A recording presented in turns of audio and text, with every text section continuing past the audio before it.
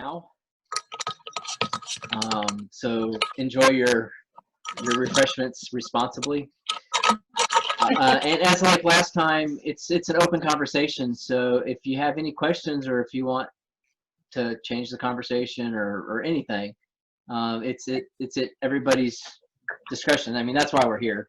Ultimately, I don't want to babble on for an hour if you guys don't need me to babble on for an hour. If you have specific questions, ask them. And you can ask them via text.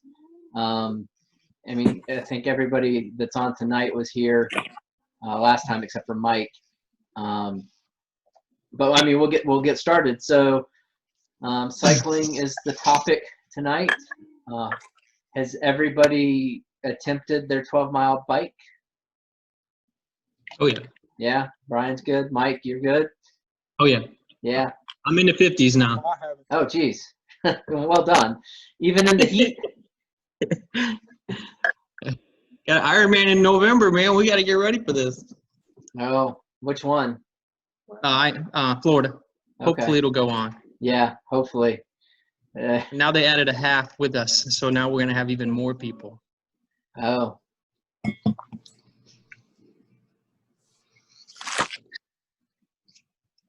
Val, are you saying something?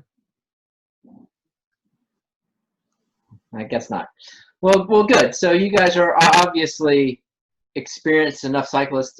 Brian, how far did you go? Have you done the 12 or have you gone longer? 35. Oh, okay. Well, geez.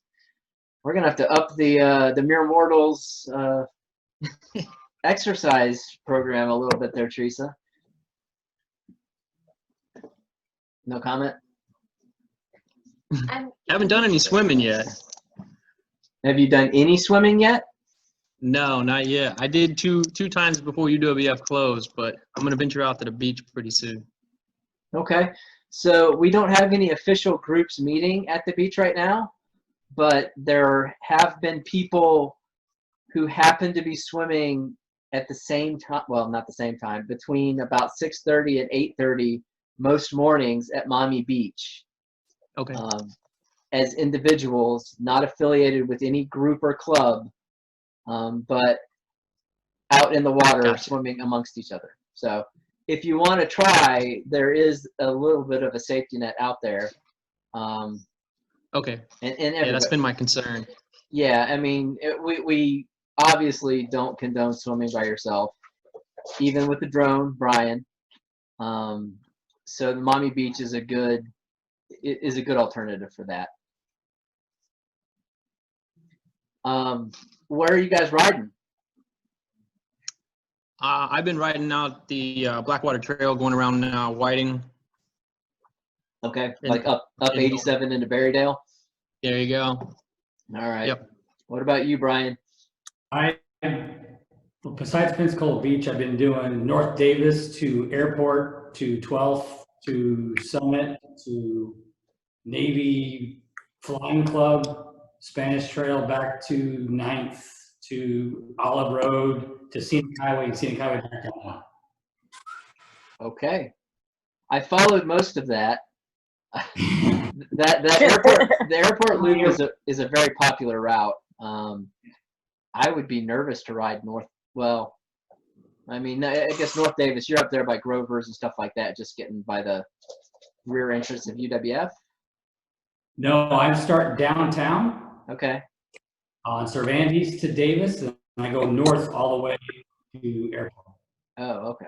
Then go back way around the airport. Right. Basically wrap around it and then keep going north to Olive. So, what about you, Jason? You're riding with Wheelmen right now, correct? Yeah, I'll either go to Blackwater or I'll do something in Pensacola, whatever they got going on. Mike, did we hear from you yet? I'm sorry. Yeah, I was the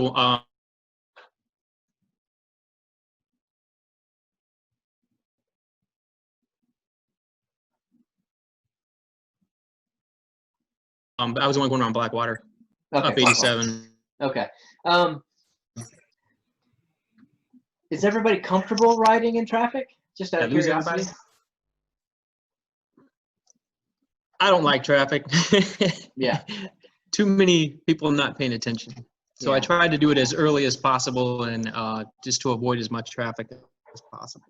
Yeah, and even up there in Milton, traffic can become an issue. Brian, if you don't like traffic, riding up Davis and doing that loop and then coming back down, that's a route. I mean, it is definitely a route. And most of that people ride on. I don't know of many people who actually ride up Davis. You could probably find a different road that would be a little less traffic, like, well, 12th, something that goes parallel to 12th, like 13th or 15th, one of the, like, if anything but 9th, 12th, or 17th, I guess, are pretty much better than Davis. I would think. But I guess with Davis, you have a shoulder at least. I actually have Davis has a dedicated bike lane now all the way up Oh, well, shoot. on the right Okay. side. Yeah, that's I was going up 12th Avenue and then taking that way around the mall. But you'll get pockets of Yeah. and there's no lane. But Davis now, starting at Cervantes, has a dedicated bike lane all the way up past what used to be University of Mall. Do you feel pretty safe riding that route? I mean, I know you're dealing with traffic. Yeah, even with traffic, I've hit more traffic on Scenic Highway, and even though in the bike lane, you get some of those turnouts, and I get more concerned where the big traffic lights are and crossing, because the people in the turns, especially coming down Langley, when you're coming down the big hill and making that right turn southbound, and it's a tough turn. One, slowing down, two, making sure people aren't running the light and everything else, but I haven't felt too uncomfortable. I haven't been through the other way down Cervantes where you lose the bike lane, so I kind of stay away from there. So you mentioned that that downhill on Langley turning on to Cervantes. That is actually part of the official Pensacola triathlon route, and it is a lot of fun. Just my 2 cents. That's what I started off with. I ride down to the Wahoo Stadium, and once a week I'll ride that Pensacola tri route. Yeah, we try to do that a few times during the winter as a preview for Pensacola Tri. So hopefully we'll be able to do that again. So in riding with traffic, I'm assuming that everybody here knows that you're a vehicle on the road and that you should be following all vehicular rules. Yes? Okay, good. That means hand signals, stopping at stop signs, stopping at red lights. Jason? Hey. Jason, you mentioned riding at Beulah. Do you not have any issues with like the big trucks or traffic coming off 29 or 9 Mile?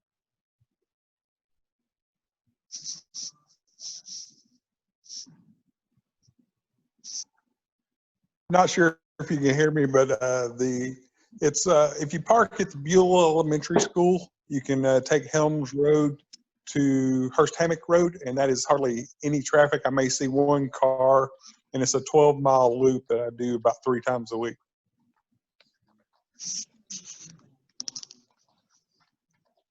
Are you doing that by yourself?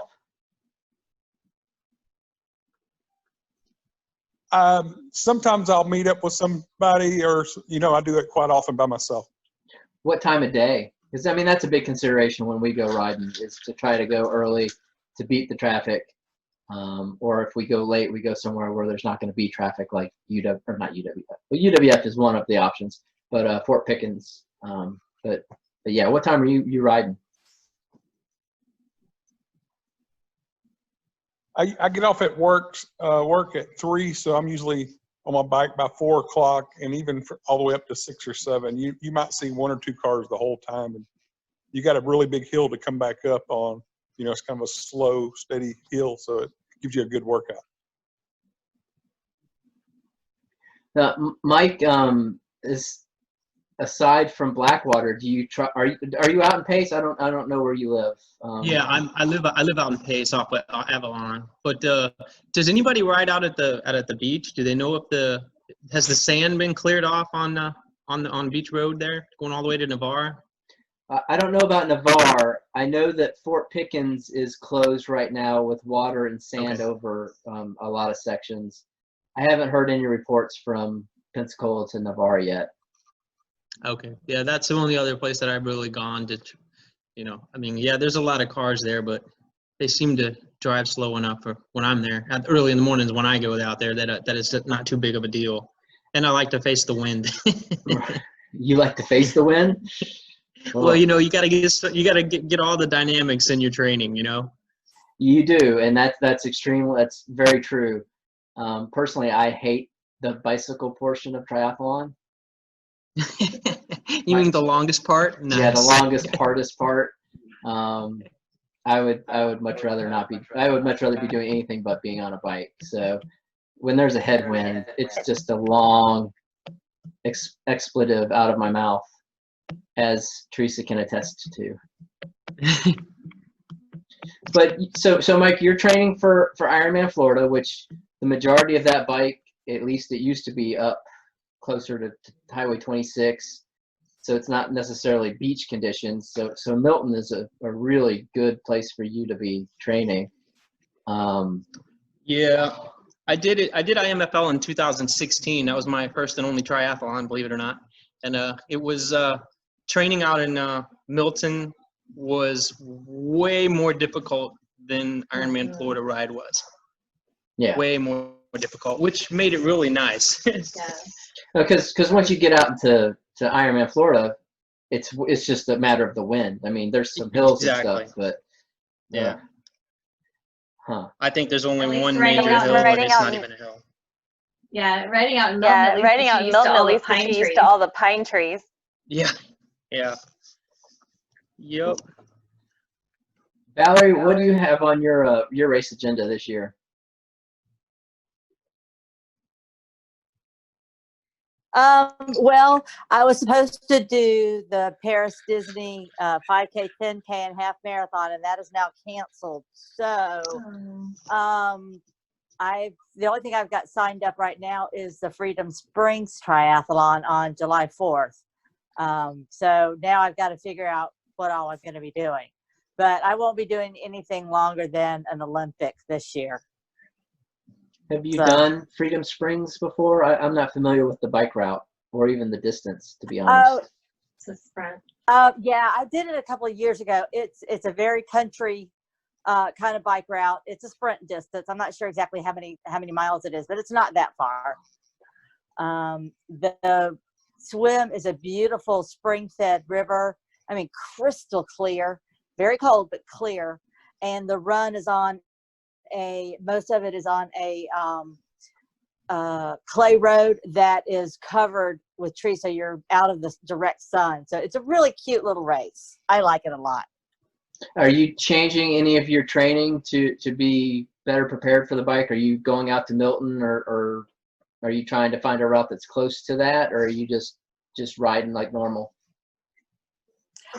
I'm just riding like normal. I'm not one of those that's real comfortable on the open road, so I tend to stay either on Blackwater Trail or Pensacola Beach.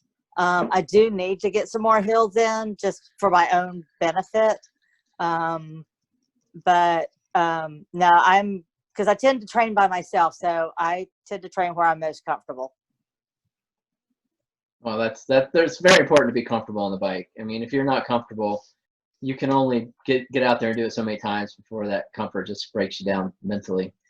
Are you about to say something, or are you just no? Okay. Let's talk a little bit about the bikes that we're riding. I know, Brian, you have recently purchased a road bike and a tri bike. I think Jason is in the same boat. Mike, I assume if you've done Ironman Florida, you have a tri bike. Is that? I do not have a tri, but I have a road bike. Okay. So right. I mean, I go to I've been fitted over at Ride More Bicycles. Okay. And Travis over there, I've been fitted, and in fact, they tuned up my bike again this year. So it's good to go. It's holding up. It's a Specialized bike, made by Specialized. Yeah.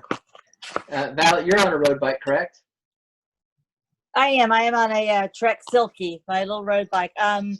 Thinking about trying to find a gently used tri-bike in the near future, but right now I'm just going to stick with my road bike. She does me good. Yeah, so I wanted to talk a little bit about the pros and cons for the different bikes, and since everybody here is at a road bike or a tri-bike, you can obviously do triathlons on anything that is legal on the road. So a standard bike, as long as it has all of its safety equipment and I think front and rear brakes, I think that's the only kind of special thing you can get through a triathlon. So Val and Mike, if you're comfortable on your road bikes, ride those as long as you want. I mean, that's the difference between a road bike and a tri-bike is just going to be weight and your ability to be in that aero position. Part of my disdain for the bike is that I'm not necessarily as comfortable in aero as what I should be, whereas on my road bike I'm pretty darn comfortable. So I've actually been considering getting rid of my tri-bike and concentrating on my road bike completely. And Brian, I know you rode your road bike for months before you got a tri-bike. 2 months. So I'm curious, why did you make that change?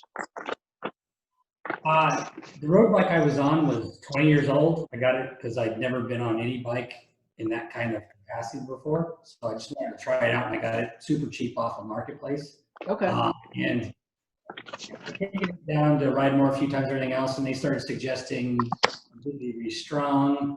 I just had a pair of cheap clip-on aero bars, and they would move all over the place. So good deal came up for the tri-bike, and I thought I'd give it a shot, and I really like it. But I also don't have clip-in pedals yet. I haven't even tried them yet. I'm just on flat pedals. But comfort-wise, I much in the aero position on the tri-bike than I was trying to do that on the road bike. Jason, you had similar experience, correct?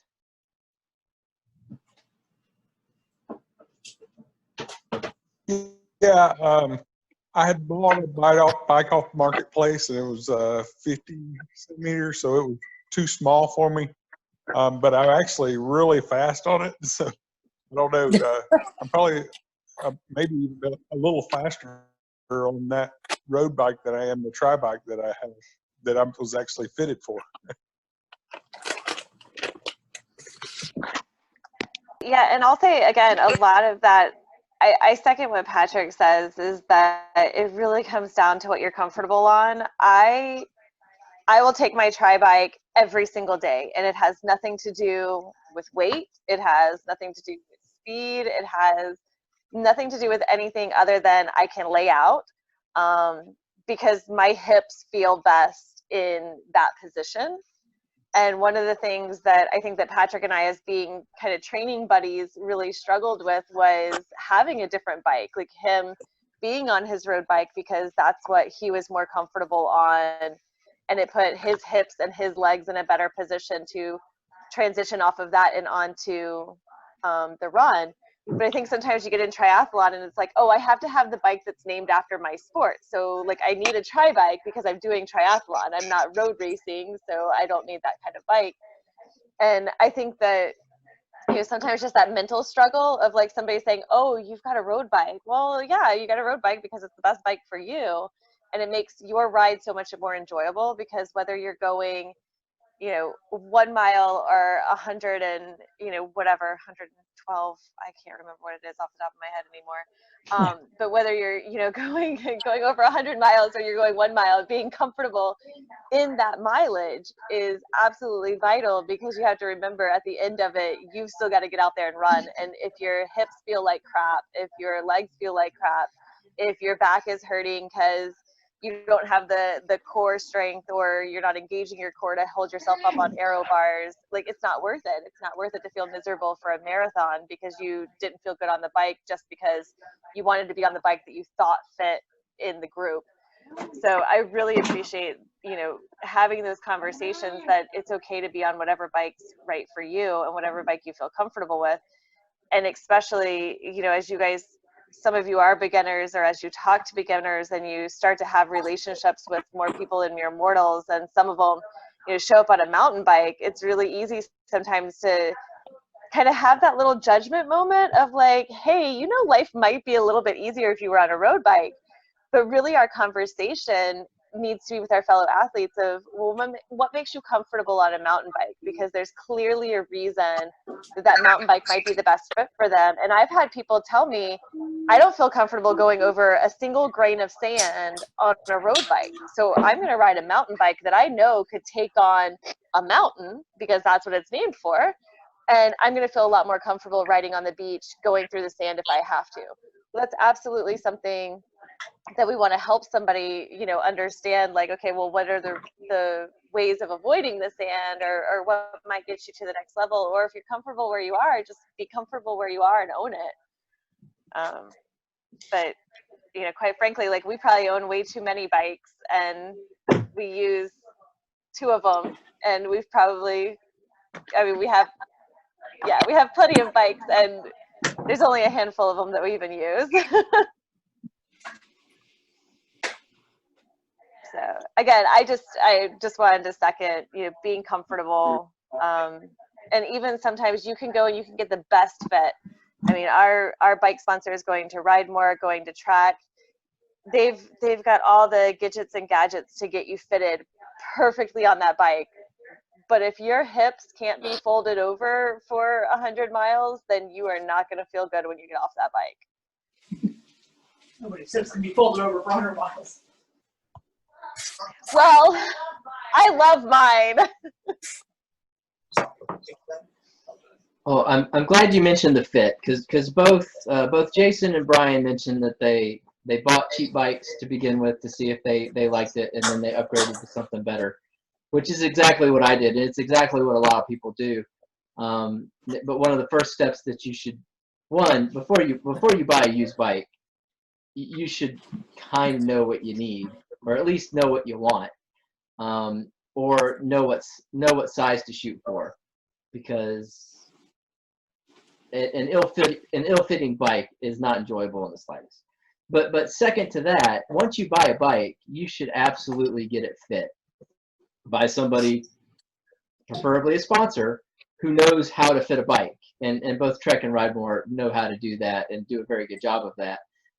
It makes a huge difference in the comfort of your rides. It makes you faster. It makes you more comfortable. It's just one of those things that so many people shy away from, only to limp back to it after they're injured or miserable, or both. And frankly, I'm at that point that I've needed to go in for another fitting on my bike, and I just haven't done it. Don't tell anybody, Steven. Hey, I also wanted to mention on fits is it's not a one and done. So I know that might sound really kind of dumb to say, but I was kind of that person who, like, the first time I got fitted on my bike, I was like, done, sold. Okay, this bike's gonna work for me forever. And, you know, a year goes by, or a year and a half goes by, and it's like, oh, I've got this weird thing that's going on with my bike, or it's not quite right, or something's changed. And, you know, part of that's because my body type has changed since I've been on the bike more. Part of it is I throw my bike in the back of my truck and my seat gets a little bit wobbly, or I've been bouncing down the road on it, or, you know, any number of things that have changed the physicalness of the bike or the physicalness of my body. So getting refit as you see problems is really important too. And I know, you know, probably most of you are like, wow, she's kind of an idiot, because, you know, she thought she was done with one time of getting fit. But again, this was like when we first started, and I just thought I was doing good to get fitted on my little hybrid bike. But again, it's really rechecking. And the other thing I would say is the moment you feel discomfort in your seat, it's time to figure out what's causing that discomfort. So don't sit on a seat that you're just going to like push through and try again and try again and try again. If you're not comfortable sitting on the seat of your bike, it is time to figure out if that is your bike fit, if that is old shorts, if it's that you need a new saddle, if it's that your legs are stretched out too far, any number of those things that might really be helpful in solving that problem. But it's an easy thing to just kind of let slide and manage versus really going and dealing with it. But you also have to look at the continuum of competitiveness. So yes, if you're uncomfortable on your bike, you need to be making steps to be more comfortable on your bike. But if your goal is a sprint, then that necessarily isn't the same. You don't necessarily have to go through the same processes as somebody that's wanting to do a half Ironman or a full Ironman, because realistically, you can suffer through on a 16 to 18 mile bike ride. I mean, that's just how it is. I mean, if you want to be competitive, if you want a podium in your age group or win a race, then you need to be dialed in 100% at every level. But if you're just out there to check off your bucket list, then it might be possible to suffer through. It's not going to be fun, and you're probably not going to enjoy the sport ultimately, but it is possible. So, I mean, those are considerations too. Teresa, when we talked earlier, you wanted to mention pedals. Do you want to talk about that now, or do you want to wait a little bit? Oh no, when we talked earlier, I wanted to mention falling off the bike. Right. Would you like to do that I now? did that. I'm good at that. Yes. So, well, I would just say, like, any of you guys who haven't fallen on your bike, it's going to happen.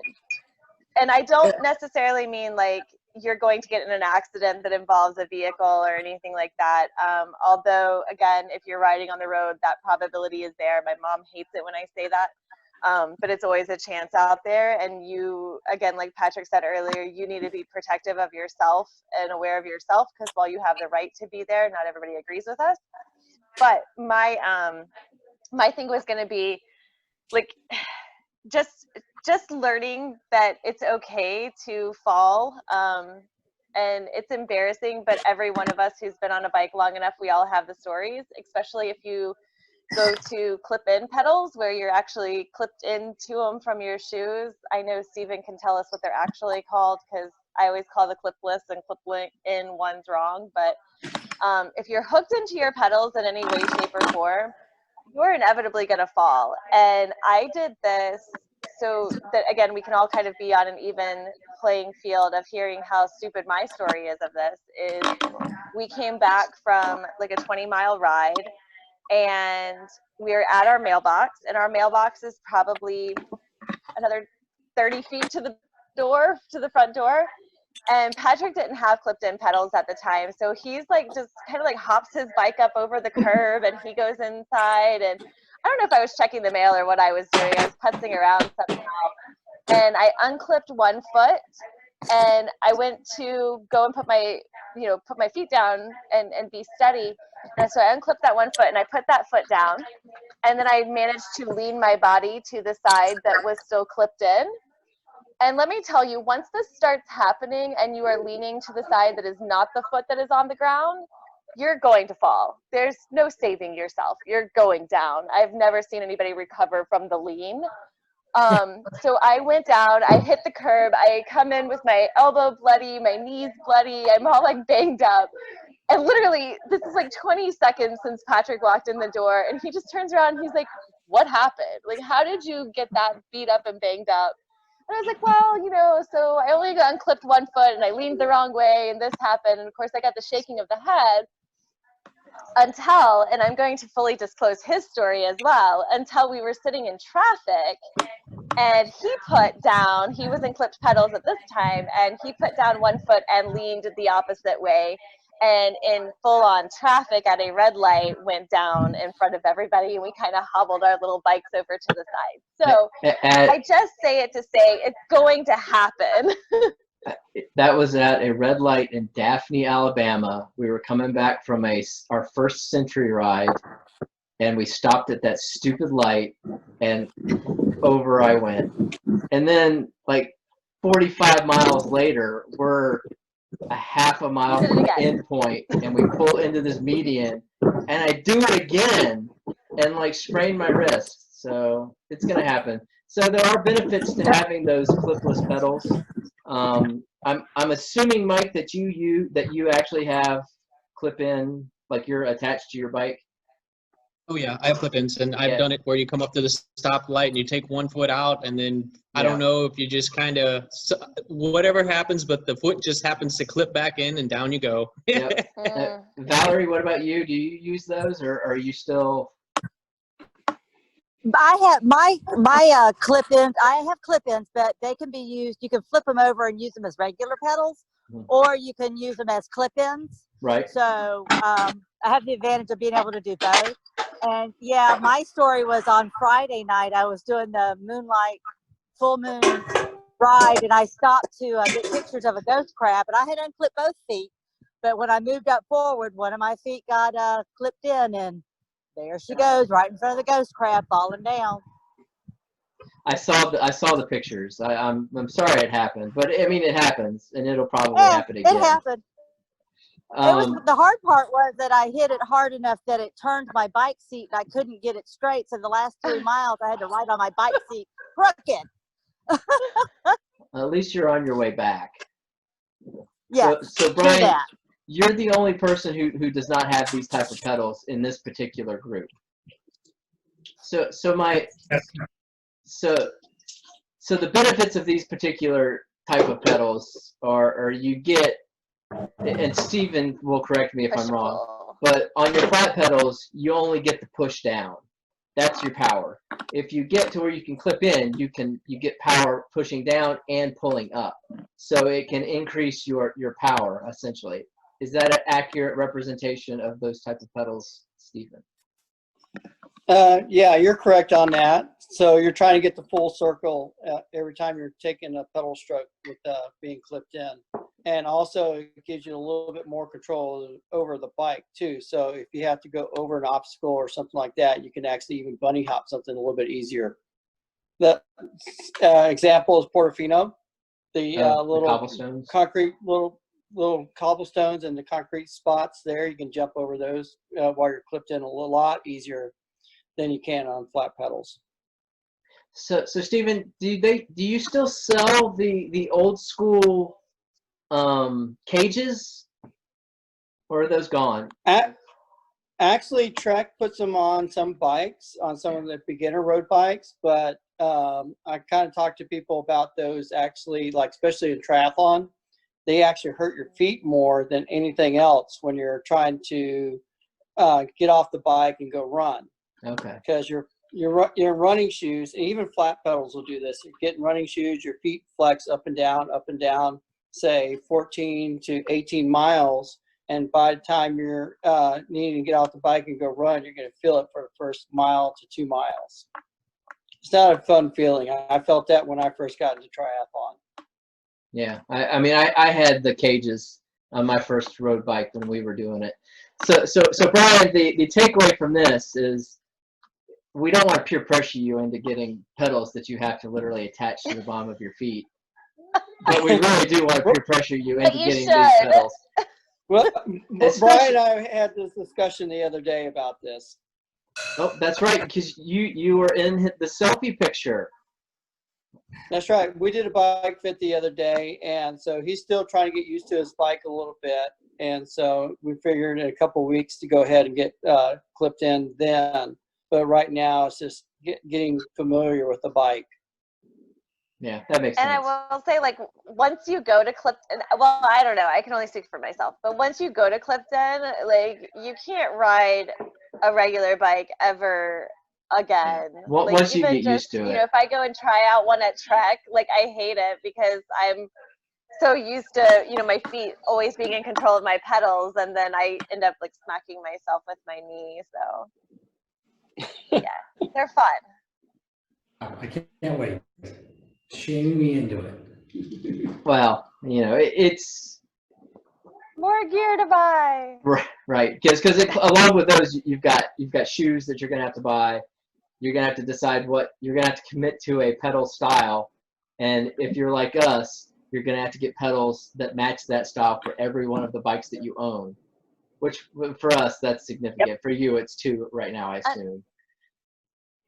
But my goal is to actually be competitive, not just finish. I think I can finish now, but I'm competitive. So it's one of those things, you want to be competitive, and that's the route you go. So I guess we should talk about the gear that you can buy for speed. Mike, okay, I know I asked this earlier. You're on your road bike. Do you have an aero helmet or race wheels or anything like that? I do not. Okay. They're just what came with the bike and just a normal helmet. Okay. So there are a couple things that you can purchase that will improve your speed, and it can either be because of better aerodynamics or decreased weight on your bike.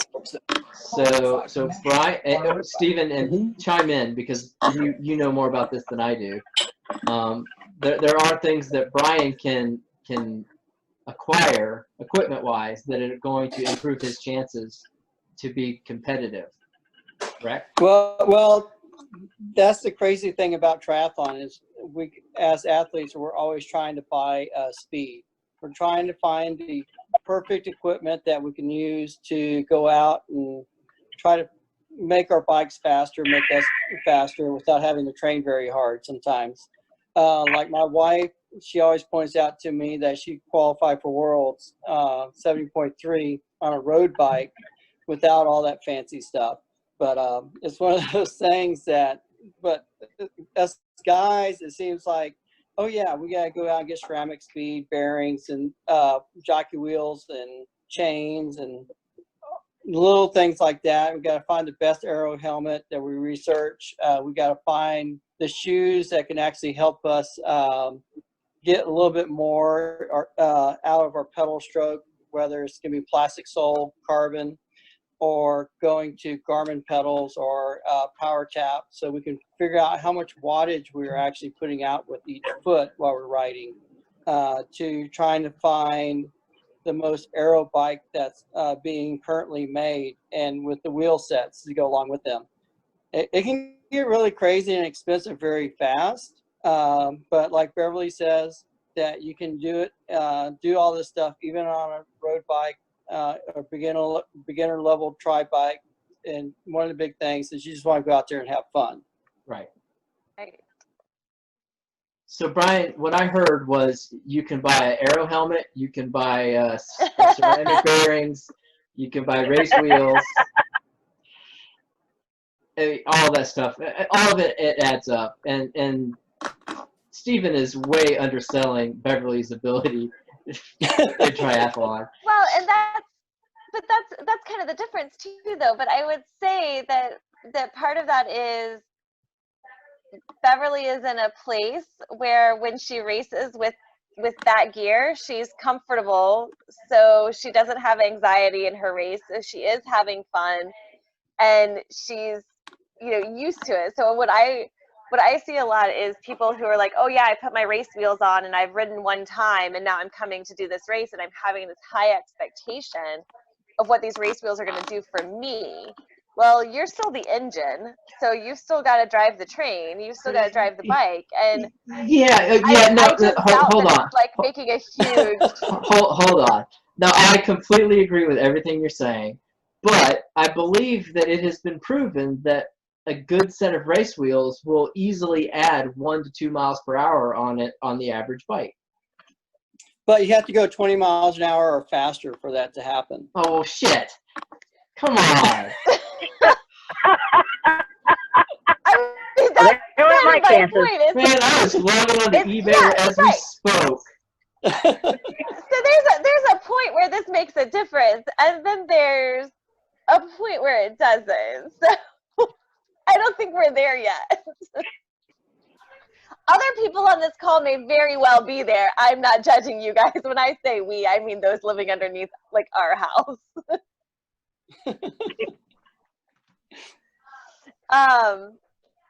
Yeah, but I will say this though, I think it's really easy to kind of get caught up, and I think Stephen could talk to this as well, and it's one of the reasons I love like our bike sponsors is And finding the right bike shop, I will say, like, that's an amazing accomplishment, is to find that bike shop that you're comfortable with, because you're not going to walk in and be sold something. You're going to walk in and experience something. And so I think that that's a huge difference, because when I walk into Trek with Steven and Robbie, or when I walk into Ride More, it's the idea that, what is this experience for me? What am I trying to get out of it? So if I'm trying to get out of it speed, and I'm kind of saying, okay, well, I'm stuck at this plateau. So I'm stuck at, 15 miles per hour. And I can't seem to get past it. I've tried strength training. I'm trying these different things. I'm trying to keep my cadence up. Like, what could I do that might help me to get to the next plateau? So it's about my experience, not just telling Steven, hey, I ride 15 miles an hour, and Steven going, oh, okay, let me sell you this thing that might get you to 17 miles per hour. Well, if I'm not ready for that experience, it's not going to help me at all. But if I'm looking for something to measure my cadence, or to tell me where I am, or to give me feedback that might help me, if I'm wanting that, there's a place for that. But I would say, be mindful of the bike shops that you're going into. And around here, we've got really great ones, but I have been to some, in areas that we race, that you really feel that pressure when you walk in there of almost that idea that, like, my miles per hour aren't enough. Like, they're not enough to be clocking in or to be there. So they're trying to sell me something to get me there, and I'm just not experienced to get there. So there's a difference in those two levels, or those two expectations in a race. So I will say, find the right bike shop for you, and make sure that it's meeting your need, and make sure that you're communicating with your bike shop as well. So I have seen people go in for fits, and they're going in to get fitted on their bike for their race experience, and they don't talk to the people at the shop. I have sat there and watched people at the bike shop try to say, okay, well, how does this feel? Or let's try this. Now give me some feedback. Now tell me, what about this? They shouldn't be driving the conversation. You should be telling them, if Steven's putting me on a bike to be fit, I'm telling him, this hurts, this doesn't feel right, this feels extended. And he's making those adjustments for me. So I'm actively engaging in this conversation, and not just letting it be led by somebody else. Because while mechanics are really big, and mechanics can get you a good place, I know my body. I know how my body bends. I know how my body stretches. As I got into endurance, I knew how my body felt after an extended period of time. So that's something that I need to offer to them, to make sure that I'm getting the fit that I need. So don't be afraid to talk also when you go into a bike shop. So if you're not comfortable carrying that conversation with the people who are there, then that's not the right bike shop for you.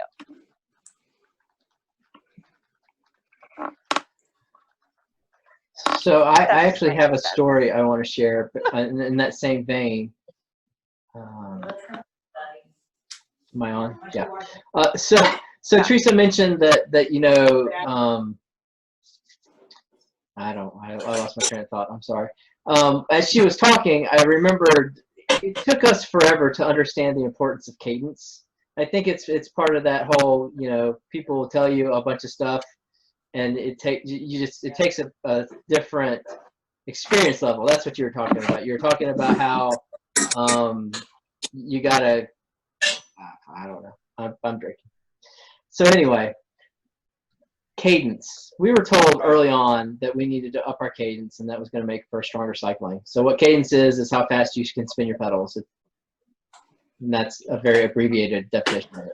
So it didn't sink in for us for like 3 years, and then finally during like a 60-mile ride.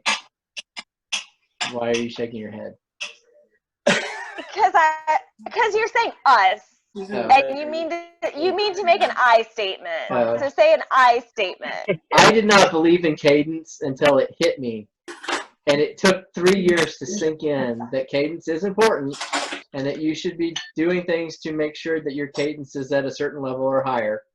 Because mine was like down at 55 or something like that, and I was grinding all the time. So now I can spin at like an 80, 85, and it's a lot more enjoyable, and a lot less impact on it. Actually have a question about that. Okay. I've been Shoot. physical trainer, working on endurance and strength and everything else, and also talking to a running coach and working on cadence with running. And their recommendation is try to match my bike so that the transition from bike to running is easier.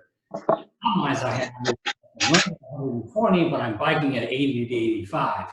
And I don't know, is there an exchange? Or do I drop gear rate so I can increase my pedal cadence and keep the same speed? Or is it better to lay on the power and move as fast as I can, just working on it? I'm going to defer to Steven for this one. Thanks. Yeah. So one of the things that I found that we all pedal different rates. So I'm between 60 to 75 cadence when I'm out riding, especially when you're going 112 miles. I'm trying to learn how to actually ride between like 85 to 90 right now, trying to learn how to do a faster cadence, and I'm finding my legs are burning up a lot faster than I'm comfortable with. So some of us are, and you can even watch the tour, some people are mashers and some people can turn over their feet and do that all day long. And it also depends on the bike and your gearing that's going on too. So there's a couple other things that are playing part of it to get your cadence up. Right now, I'm thinking that for Brian, that just trying to learn a new cadence, even if it's a little bit slower right now, just start training and start building it up slowly. Because trying to go out and try to do 90 to 100 cadence, or 120 like Lance Armstrong, is not going to be as beneficial. But trying to learn something and increase that as you get better. I think an argument could be made that the cadence is going to be hard to maintain on those flat pedals as well. In all seriousness. Oh, it definitely will be, yes, right now. But so I agree with Steven, and one of the things, I was at a recent ride, and one of the things that I was talking with another woman about, because she said, she was saying that for her, she only uses 2 gears.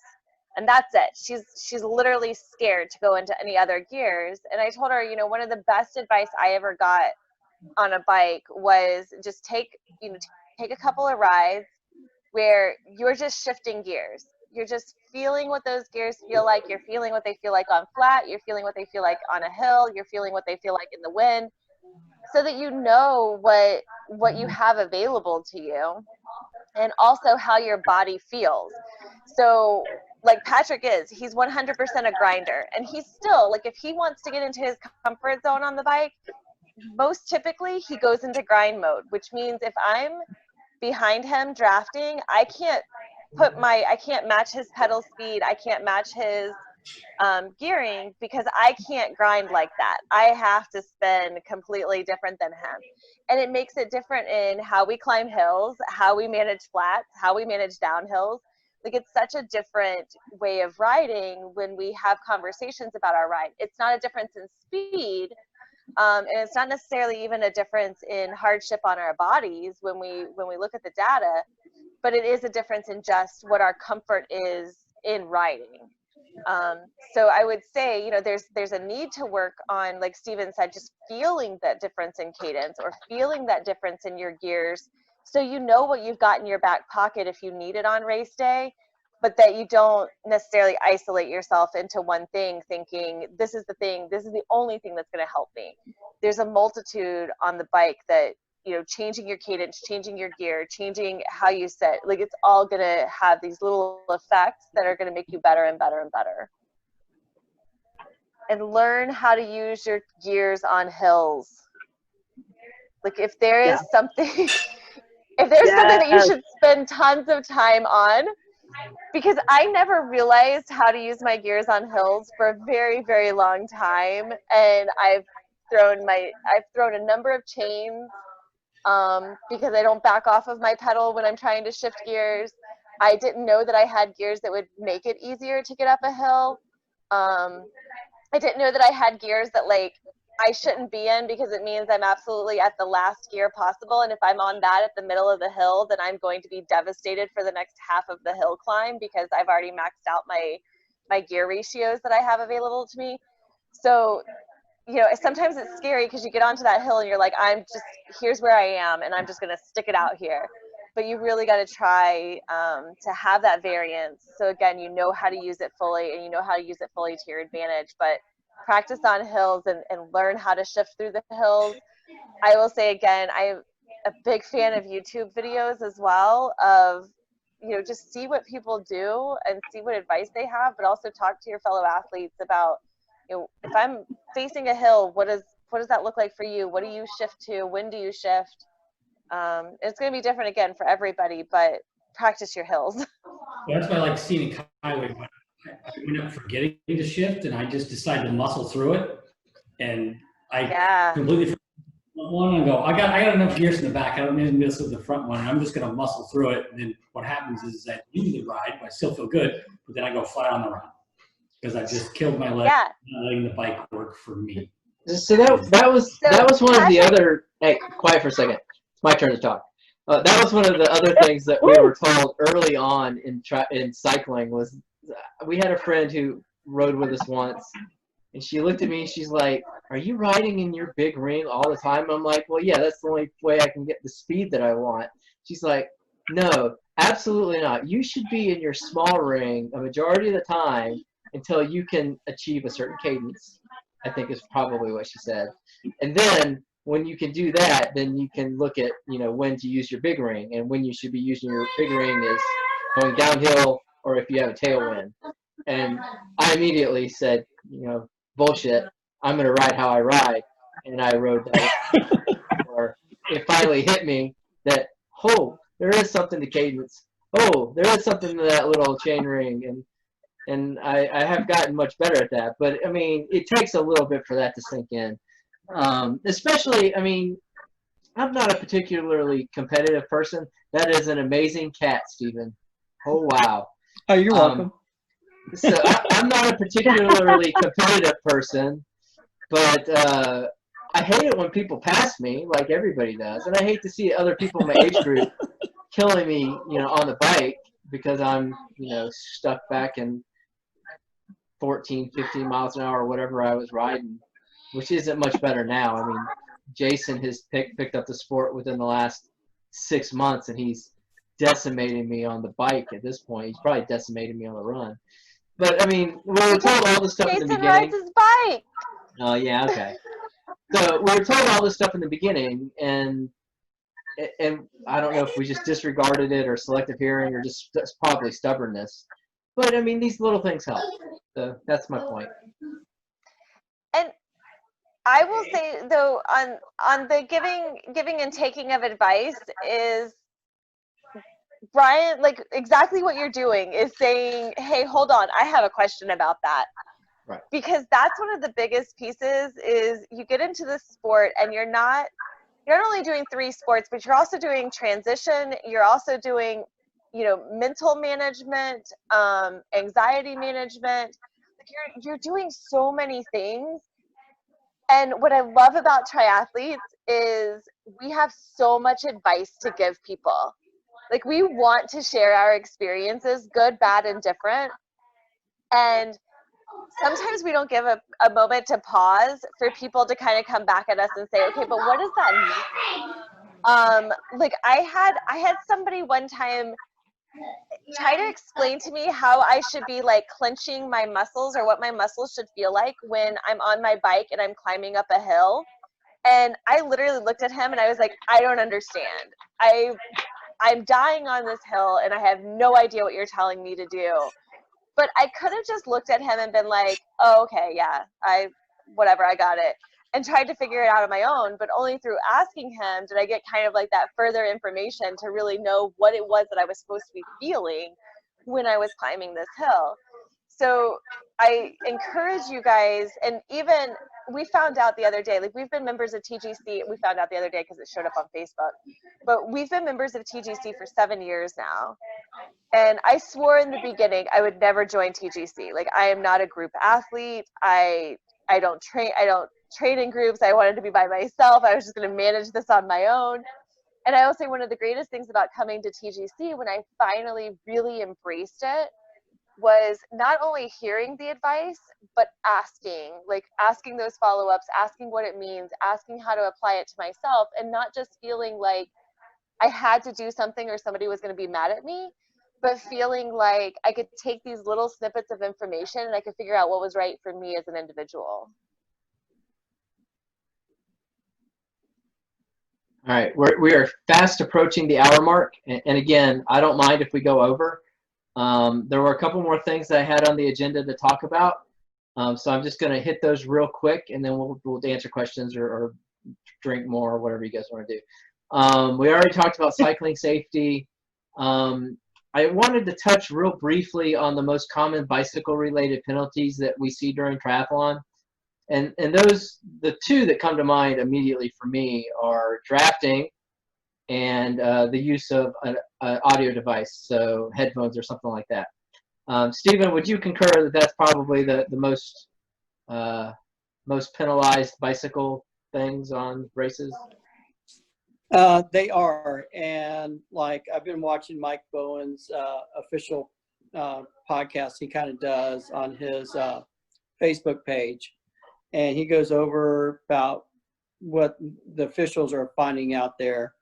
I've been busted for drafting in races. It happens. Mm-hmm. It's just sometimes it's about positioning and not falling back quick enough, and been out there where other athletes that you're passing, they get mad. They think that you're drafting off of them, and you tell them, you explain the rules that they're supposed to drop back. But anytime you hear a motorcycle, you know somebody's about to get busted. Right. And I think Jay, you probably agree with that. The other thing too is just trying to be mindful of that distance when you're out there riding. But that distance is 3 bike lengths, correct? Correct. Yeah. And USAT sent out an email today about they're going to do a rules seminar and trying to explain the rules of triathlon. So I saw that in my email about 2 hours ago. So it's going to be interesting to see what they're talking about and some of the new rules that possibly out of this pandemic that some of the races are going to have to deal with. The other thing too is you got some races. Freedom Springs Triathlon is coming up. It's a non-sanctioned event, and they'll tell you that not to draft, but I'll tell you what, it's a big draft fest. Everybody's riding in Peloton. If you try to decide that you're not going to be in a Peloton because it's against rules, you're making a big mistake. There's sometimes you're going to have to get out there and draft. Yeah, you've either got to be first or last, right? Well, or you're going to get dropped and everybody else is going to be way ahead of you. Yeah. So, I mean, as far as the passing rule, Stephen, do you know off the top of your head what the time frame is once you start your pass? Is it 15 seconds that you're supposed to? You got 15 seconds from once you hit their and the distance to pass their front wheel. Right. So once your front wheel breaks their front wheel, then you completed the pass, and that rider has to actually drop back. Right. Or they would receive a drafting penalty. Correct. Theoretically. Right. The other thing too is we see out there quite a bit is blocking. Dennis's Kraken group will tell you that you don't want to try to block. They get mad at each other. And that's when somebody is trying to go pass and you got somebody off to the left is failing to make a proper pass, and they're blocking somebody else to safely pass.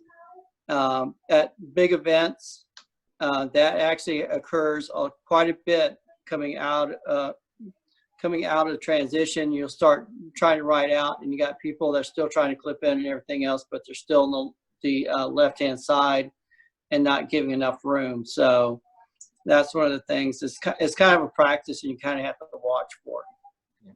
So these are all things that once we get back to doing the actual Mere Mortals, we have Jay, who is a seasoned USAT referee, come out and do a presentation to this year, hopefully, if we have the time for it, to go over and illustrate exactly what the drafting and the blocking looks like, and what 3 bike links looks like, so you can visualize that. So we will cover that again. I just wanted to mention it in this discussion so that you could be thinking about it. The no headphones thing, that goes for anything in USAT. You should not have headphones in at all during your training or your race. Your race especially. I mean, it's when you put your headphones in, it's sound deadening or noise canceling. You can't be aware of your surroundings with headphones in. You just can't. So that's why we pushed that rule at Mere Mortals, much to people's displeasure in some cases. So I'm a big fan of training how you're going to race. I know when we started doing triathlon, music just stopped. So no more iPod, no more headphones for me. Other people in the house are a little more lax on that particular rule. But those were the 2 that I wanted to cover for tonight's discussion. The only other thing on my agenda. I don't wear I want to make it very clear. I do not wear headphones on the bike. But you do have music sometimes. When I am riding in a safe place. Right. I benefit from the music too sometimes. So, the only other thing on my quasi agenda was the local cycling groups. Mike, I know you mentioned you ride out at Blackwater. Do you ride with the Blackwater group? No, I'd go solo. Is there a reason that you don't ride with the Blackwater group? They don't go out as early enough as I'd like. Okay. And you know, they go out later, and that's just, I don't know. I try to beat the heat so I can get the run in before it gets too hot. So right. So Blackwater meets on Saturdays. They ride various routes out in Milton, mainly through and around the Blackwater Forest. They're a big group. Wheelmen is a big group that rides some routes in Pensacola, and they join the Blackwater group on Saturdays for that Milton ride. The slow ride in Pensacola, which isn't necessarily a training group, but is more of a leisurely strolling group, but very, very good cycling advocate in the community. And then TGC with our Sunday rides and group rides. If you're going to ride with the local cycling, and then the local bike shops, I wanted to mention them as well. Trek has a ride, or will have a ride, and I know Ride More typically has, each of those places typically have Saturday rides. The things I wanted to point out with the locally cycling groups is that if you're new to the group, I would recommend knowing their route so that if you need to, you can get back to the shop or the trailhead or wherever. But being open to talking to people and asking those questions and not being shy amongst the group. If you want to get faster on a bike, just like with anything else, you need to train with faster people. And the best way to do that is to get comfortable in the group riding setting and allowing yourself to push those boundaries. That's all I wanted to say tonight.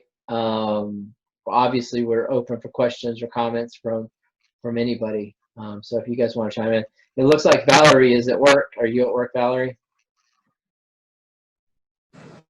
Yeah, I just pulled into the parking lot. I'm just getting my stuff together. I don't go to work until 8:30, so I'm just kind of heading into work. But Well, I'm still going to be on for a little bit more. Well, we will definitely see you in the morning, I think, at the swim if you show up. Oh, yeah, I'll be there after I get off work. I'll be heading over should be there between 7:30 and 8. Nice. All right, Mike, I see you unmuted. You have a question or comment? I was going to ask about the group rides out at Milton, because I've often thought, well, maybe I should go do that, but I've been kind of wondering how you go about getting in it. I mean, you just show up and say, hey, you guys mind if I ride, or I don't even think you have to say, hey, do you guys mind if I ride? I think you just show up at is it 7 o'clock on Saturdays? Jason, you ride with them, don't you?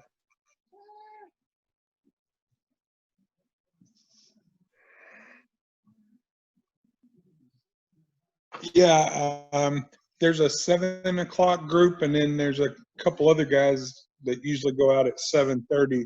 A lot of times they have an A, B, and a C group. Usually Kim White is with the B group. She's a good one to talk to. You'll know Kim. She's about the friendliest person you're gonna meet. She's in the Tri Club as well. Now, Wheelmen is a membership. You can go and kind of like try out their rides, but they do ask that you join as a member. But several of the other groups, it's show up and figure out kind of where your pacing is and ride with them. Right, and Jason mentioned the A, B, and C group. A group is typically the fastest, and they will drop your ass in a heartbeat. That's pretty much the leader's main goal. Oh, good. Dennis showed up for the one time that I said something I shouldn't have. Yeah, thanks, Dennis. So the A group, you're going to be riding the fastest and possibly get dropped. B group is a little more relaxed, and then C group is back of the pack, or people who just don't take cycling as seriously. I typically ride C group whenever I go out as a group because that's where I like to be. But Blackwater, it's a good group. We've ridden out there. Milton has so many false flats. Ugh, and they ride so long. Hi, Beverly. So yeah, Mike, I would just pick a Saturday. Blackwater has a Facebook group, and I believe they post times and things like that. So that might be worth a look. I just got to bring myself to it because I think it's just one of those trying to get, if you want to go out, but you're not going to be an A group person, but you want to go faster than the B group, you just kind of, you don't want to waste the training event. There's only so many days left before the event, and I like to get as much in as I can. Right. But riding in a group, there's benefits. I would probably say that there's going to be somebody who's going to ride your speed. Or somebody willing to ride your speed. So even if it's a group, you kind of get like A group 1, A group 2, A group 3, and sometimes, you'll be in A group and you'll push, and then you'll decide I'm going to drop back, and you get picked up by B group. So the dynamic is very interchangeable. Now, granted, if you start in B group, it's kind of hard to catch A group because they are pushing, out. But if you start in one of the earlier groups, oftentimes they're riding the exact same route. So you just drop and, wait, have a nice little spin or whatever until B group picks you up, or until, somebody who's on a breakaway from B group picks you up. So I would say you'd probably still find somebody who'd comfortably ride where you want to ride. I would say if you are gung-ho of, I need this type of ride on this Sunday in order to fulfill my training plan, then yeah, that may not be the best day to have your first group ride. But if you kind of have a little bit of flexibility to it, I would go out and just have fun with it and see where the group's set with your type of riding. And I'm not that fast. I just want to, I just didn't want to have to live up to somebody else's standards or something, and then push yourself and get hurt or something like that, or go too far or something.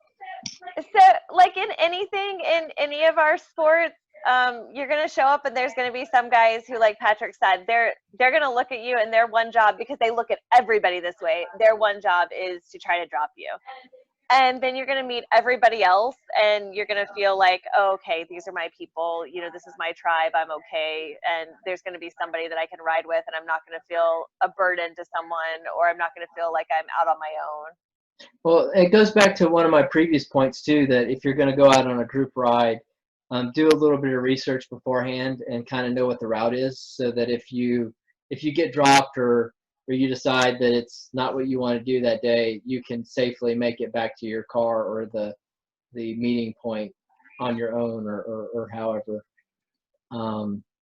The one thing that we've noticed too is a lot of people who ride on that Blackwater Saturday group also ride Wheelmen rides during the week. So it might be worth going out to like the Wednesday, I think it's Wednesday Worlds. They meet at, they being the West Florida Wheelmen, meet at WSRE parking lot. And they have an A and B group at least. They used to have a C group. And that might be a good gauge as to what group you want to ride with on a longer ride. The Wednesday ride is a 25-mile loop.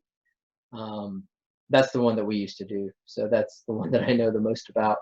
The one group that I did forget to mention earlier, and I would like to kind of throw out there, is there is a mountain biking group.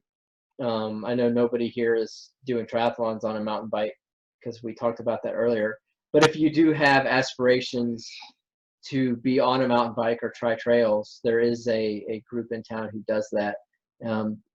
Excuse me. It's PORC. Yeah, PORC. They're on Facebook. They maintain a lot of the trails out at UWF, and they do some group rides either at UWF or at Muskogee Trails. I've never been out there, so I don't know much about those. But that's the one cycling group, adult cycling group in the area that I forgot to mention earlier. Stephen? PORC is actually a really fun group. Gotten a lot better, more organized in the last couple of years. They're the ones that actually have been building the ramps and jumps and stuff over at UWF. They've been working with UWF in regards to a development plan for the trails. So if you want to learn a little bit more about them, it's PORC.org is their Facebook page. Is a great group to join. I know as our family, we go out, we ride to UWF. We also ride Muskogee, which that is a really cool area to go try, with the chance to be able to do some little bit more advanced trail riding. A couple of people are saying it's more full suspension out there, but they've come a long way since the last time that I've ridden out there. They've actually added a bunch of new features, and they actually have it on their Facebook page. They're also developing Red Rock Road, Juniper Creek right now. The state of Florida has given them access to more acreage out there to develop more mountain bike trails. They're expecting another 10 miles of trails there. And that's out in Milton. Juniper Creek and Red Rock is out off of Munson Highway, correct? Munson. Yeah, just before Ventures Unlimited up there. Then you got Bear Lake, where we had the only off-road triathlon in the area that Ben started a couple years ago, and so it's one of those things. Hopefully that event will come back so we can actually do an off-road event in the area without having to go to Oak Mountain or some other place.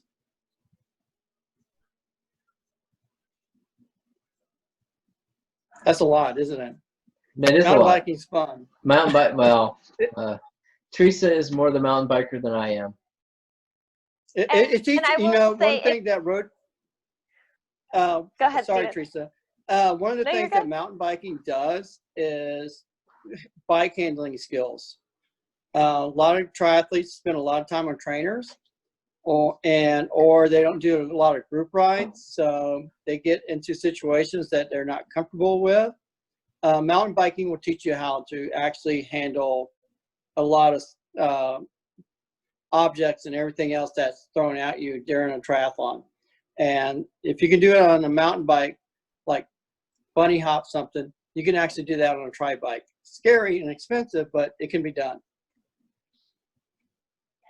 Yeah, that's exactly what I was going to say is, I mean, I love mountain bike just organically, but I also love it because the handling skills. And I can tell the difference if I haven't been on my mountain bike for a long time and I get onto my tri bike, I feel kind of that little wobble that little bit of insecurity when I'm making decisions, that if I've been on my mountain bike for a while, I don't feel it because I'm so used to taking in all the stimuli and paying attention to things and knowing how to move, that I don't feel it on my tri bike as much, because honestly, while there might be cars, there's actually less stimuli when I'm on the road on my tri bike or on my road bike than when I'm looking at everything and trying not to hit anything in the woods. Because Patrick will tell you, I don't think there's a time that I come back that I'm not bleeding from mountain biking.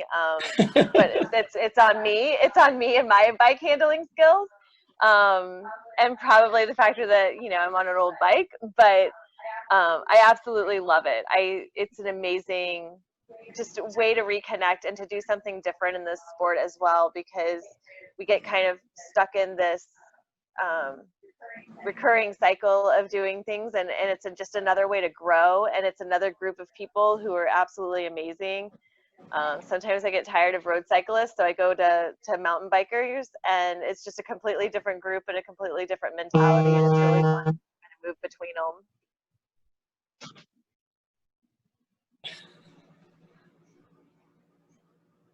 Well, that is all that I had on my list of things to talk about. So at this point, it's a Q&A session. So if anybody has a question or any comment that has to do with cycling or triathlon, throw it out there. Otherwise, we can start kind of concluding tonight.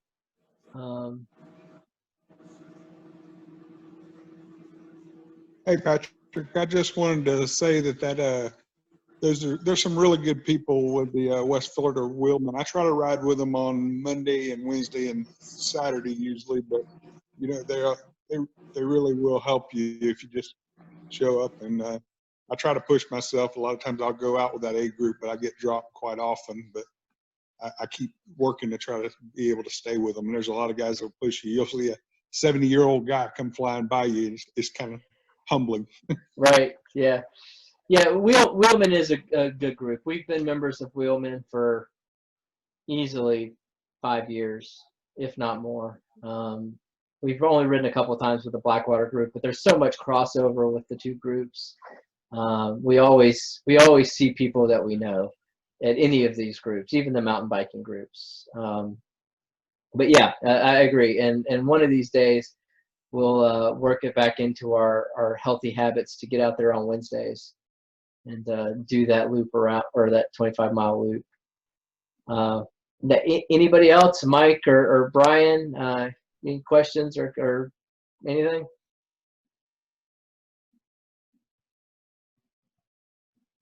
No, I'm good. I appreciate everything you guys have said today. I appreciate it very much. Well, I'm just happy people keep showing up to these things. I think it's the mixed drinks. It's the cocktails, right? That's why you guys keep coming back. Yeah. You'd get more people if you would share those cocktails. Well, I did. I took a whole bottle of Blue Caraco. Yeah, I think he means making them for everybody else, Patrick. Yeah, we're not. Yeah, that's what I meant. Yeah, we're not ready to have parties yet. We are actively working with Santa Rosa Island Authority to reinstate permits for the swim and for Mere Mortals. So hopefully we'll have some answers for those coming soon, just to give you guys a little heads up. Like I mentioned earlier, the beaches are open. The resources out there are open except for from the tropical storm. So if you want to swim with a buddy, you can legally do that. The safest place is at Maumee Beach right now. But the Gulf is open too. We've swam out there. Cycling last weekend when we were out there, we easily saw 4 groups of people social distancing and keeping their group numbers below 10 or 10 and below. So it is possible to get out there and be doing the training, and we absolutely encourage it. The Island Authority knows that we want to be back out there, and we, like I said, we're working with them to get back out there, and I fully expect it to happen this summer. So bear with us. In the meantime, be looking for that Saturday email and the different challenges and the different virtual stuff that we're trying to do, and just stay active and stay vigilant, especially on the bike. It can be dangerous, and we should not understate that danger. You got to be aware of the vehicles around you, and be able to take countermeasures if something happens. That's all I got, guys. Again, thanks for coming.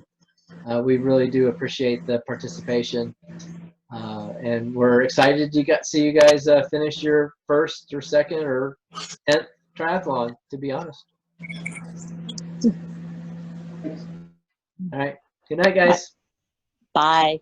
All right. Good night, everybody. Valerie, have a good day at work. Soon. Good night. Thank you. I hope so. See y'all later. Bye.